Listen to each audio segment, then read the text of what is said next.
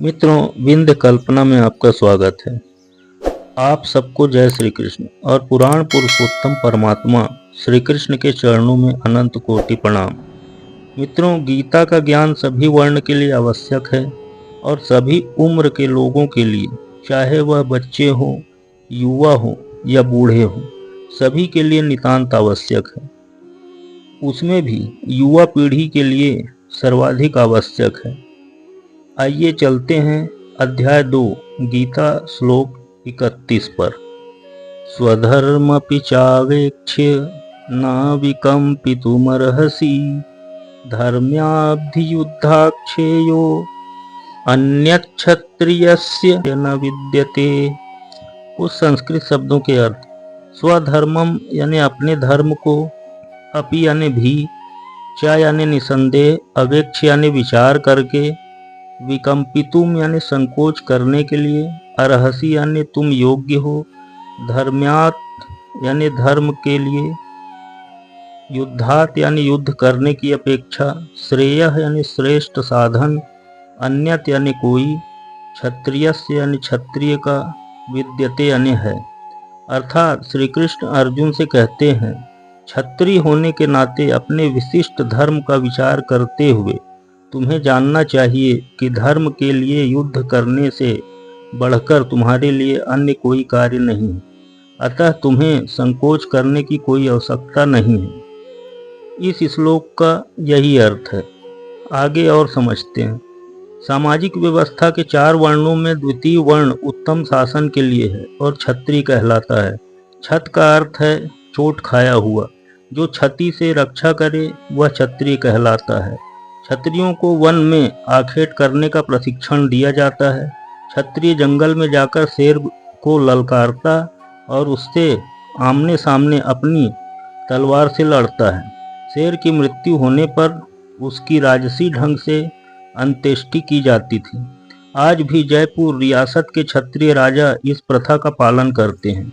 क्षत्रियों को विशेष रूप से ललकारने तथा मारने की शिक्षा दी जाती है, क्योंकि कभी कभी धार्मिक हिंसा अनिवार्य होती है।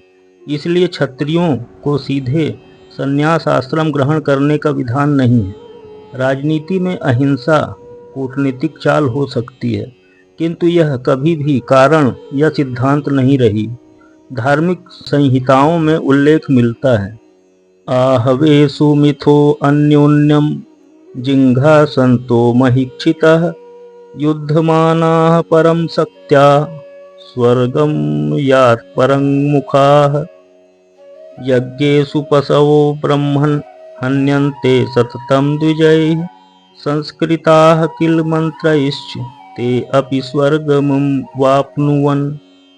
अर्थात युद्ध में विरोधी ईर्षालु राजा से संघर्ष करते हुए मरने वाले राजा या क्षत्रिय को मृत्यु के अनंतर वे ही उच्च लोक प्राप्त होते हैं जिनकी प्राप्ति यज्ञाग्नि में मारे गए पशुओं की होती है। अतः धर्म के लिए युद्ध भूमि में वध करना तथा याज्ञिक अग्नि के लिए पशुओं का वध करना हिंसा कार्य नहीं माना जाता, क्योंकि इसमें निहित धर्म के कारण प्रत्येक व्यक्ति को लाभ पहुंचता है और यज्ञ में बलि दिए गए पशु को एक स्वरूप से दूसरे में बिना विकास प्रक्रिया के ही तुरंत मनुष्य का शरीर प्राप्त हो जाता है। इसी प्रकार युद्ध भूमि में मारे गए क्षत्रिय यज्ञ संपन्न करने वाले ब्राह्मणों को प्राप्त होने वाले स्वर्ग लोक में जाते हैं। स्वधर्म 2 प्रकार का होता है। जब तक मनुष्य मुक्त नहीं हो जाता तब तक मुक्ति प्राप्त करने के लिए धर्म के अनुसार शरीर विशेष के कर्तव्य करने होते हैं।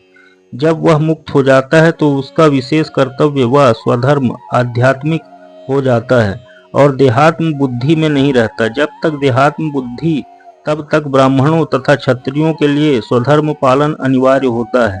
स्वधर्म का विधान भगवान द्वारा होता है, जिसका स्पष्टीकरण चतुर्थ अध्याय में किया जाएगा। शारीरिक स्तर पर स्वधर्म को वर्णाश्रम धर्म अथवा आध्यात्मिक बोध का प्रथम सोपान कहते हैं। वर्णाश्रम धर्म अर्थात प्राप्त शरीर के विशिष्ट गुणों पर आधारित स्वधर्म की अवस्था से मानवीय सभ्यता का शुभारंभ होता है। वर्णाश्रम धर्म के अनुसार किसी कार्य क्षेत्र में स्वधर्म का निर्वाह करने से जीवन के उच्चतर पद को प्राप्त किया जा सकता है।